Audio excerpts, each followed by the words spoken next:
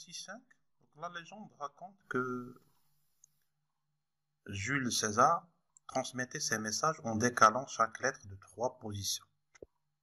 Ce qui veut dire que A devient D, B devient E, W devient Z, X devient A, Y devient B, ainsi de suite. Et Z devient C. Donc les chiffres sont décalés de la même façon. Les autres caractères, espace, virgule, point, ne sont pas modifiés. Donc on demande d'écrire 2 fonctions chiffres César et 10 chiffres de César qui prennent le paramètre str qui réalise le chiffrement et le déchiffrement d'un message représenté par cette chaîne. On va commencer par définir notre première fonction, chiffre César, qui accepte comme paramètre une chaîne de caractères str. Première chose à faire, c'est qu'on va former une liste par l'ensemble des caractères majuscules de l'alphabet, d'une part. Vous avez plusieurs manières pour faire ça.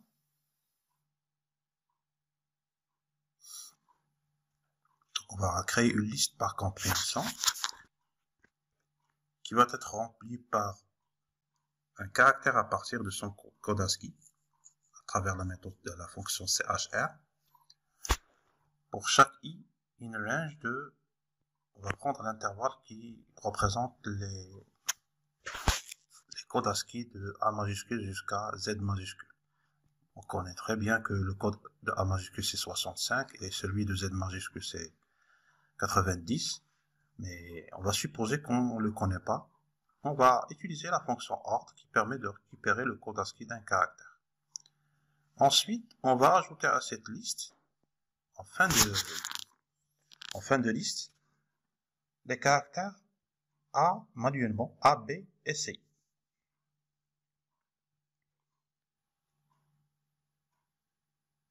Voilà. Donc on va ajouter A, B et C.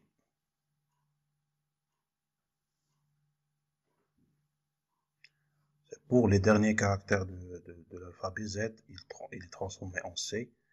Donc il faut ajouter ces 3 caractères en fin de liste. On va faire de même par concaténation pour les alphabets minuscules. Voilà. Même travail. Voilà. On va ajouter à cette liste, en fin de liste, les caractères A, B et C minuscules. On va tester ces 3 lignes manuellement dans la console à droite, juste pour voir l'effet de ce qu'on cherche à faire. Voilà, il faut respecter l'indentation.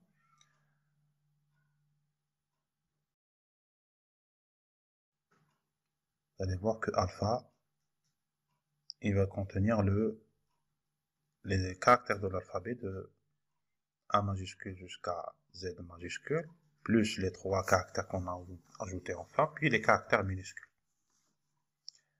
C'est bien ce qu'on cherche à faire. Et de même que pour les chiffres. Pour les symboles, on ne va rien faire.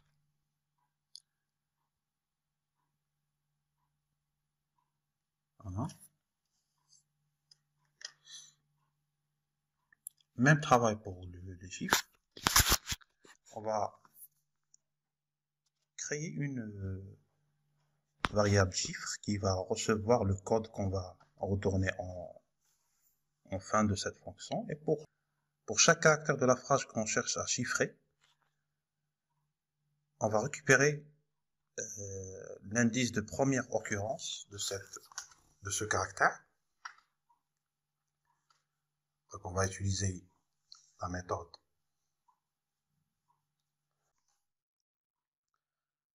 index. Donc on va récupérer l'index de C, l'indice de C dans la méthode, dans la chaîne alpha. Et dans chiffre, on va faire la concaténation du caractère qui se trouve, caractère de la chaîne alpha, de la liste bien sûr, de la liste alpha, qui se trouve à la position i plus 3. Donc on va décaler l'indice de 3 et on va récupérer l'élément à cette position. Vous voyez très bien pourquoi on a ajouté les caractères ABC pour les caractères majuscules, minuscules et les chiffres 0, 1 et 2 pour les chiffres. Et il faut retourner la variable chiffre après avoir terminé la boucle. On va exécuter cette fonction. Donc on va donner comme paramètre, par exemple, qu'on cherche à chiffrer le mot Python. Ça donne le mot suivant. Voilà pour la fonction chiffre César.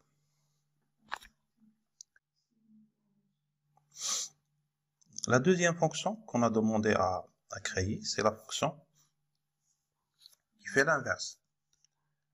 C'est la fonction des chiffres César, qui, à partir d'une chaîne str, qui représente le code d'un mot qu'on cherche à retrouver,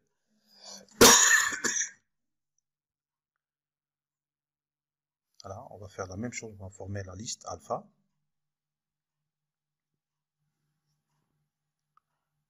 De la même manière. Donc on va appeler. Donc on va former une chaîne à partir de cette liste. Donc on va transformer la liste alpha en une chaîne de caractères grâce à la méthode join. On va stocker la valeur de retour dans une variable qu'on va appeler code. Le mot qu'on cherche à récupérer, c'est une chaîne vide au départ. Pour chaque caractère de la chaîne str de départ, paramètre, on récupère l'indice de dernière occurrence grâce à la méthode airFind. Ensuite, dans la variable mot, on va concaténer le code, le caractère qui se trouve à la position i-3. Et on va retourner ce mot. Voilà, on exécute.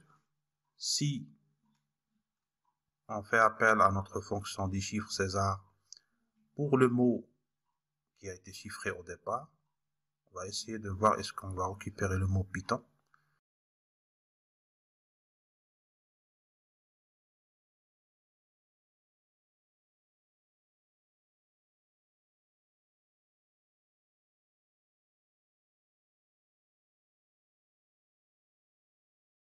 Voilà, c'est bien ça. Regardez que on a respecté même la casse